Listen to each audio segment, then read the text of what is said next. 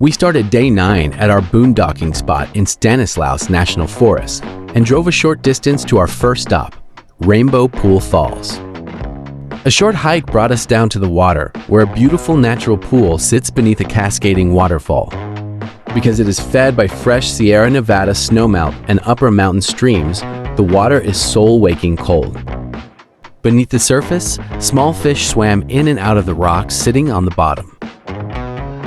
We decided to climb the steep granite cliffs alongside the waterfall to see what the views looked like from above and to see if there were any safe places to jump.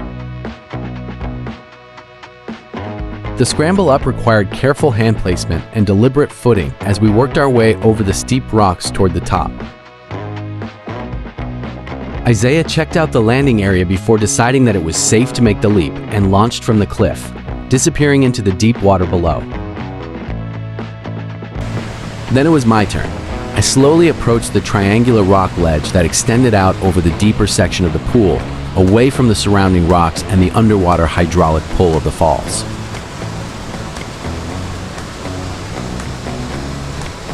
After taking a few moments to gather my courage, I lined myself up with a jumping point, took a deep breath, and made the jump.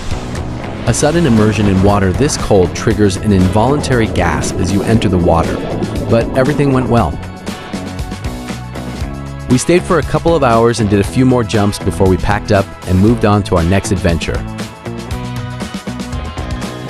A short drive away, we stopped in the historic mountain town of Groveland, a former Gold Rush-era community and home to the California's oldest operating saloon. We grabbed some locally made ice cream to cool off before getting back on the road. As we continued toward our next destination, we took an unexpected side quest at Chicken Ranch Casino Resort, where I joined the Players Club to get $10 in free play. After 15 minutes, I walked away with $12.50 to put toward the road trip. A little farther down the road, we spotted a historic area in the small town of Columbia, so naturally, we had to pull over and investigate.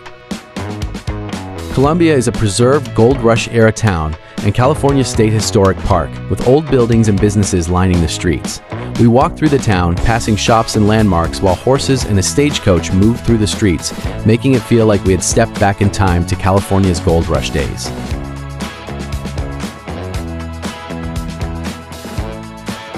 There were plenty of free activities and historic sites to explore before we continued toward our next destination, just a short drive away on the Coyote Creek.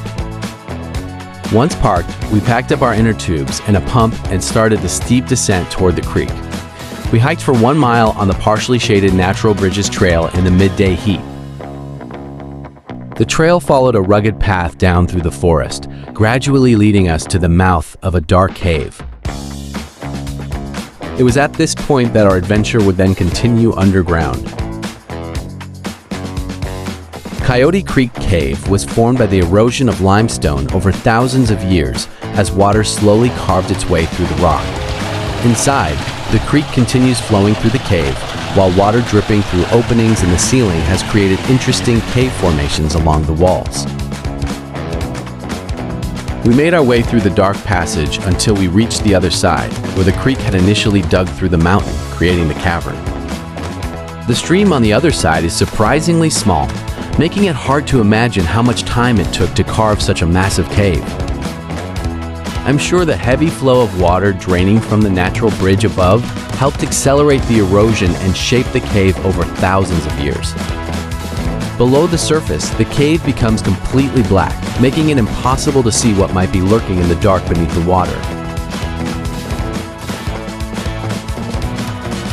We worked our way back through the cave toward the entrance, retracing our path through the cold, flowing water. Back at the mouth, we made our way out of the darkness and back to the open air of the road. As we drove, the sun began dropping and darkness was quickly settling in. We found a quiet roadside pullout where we could stealth park for the night and get some rest since we had early appointment in Auburn the next morning.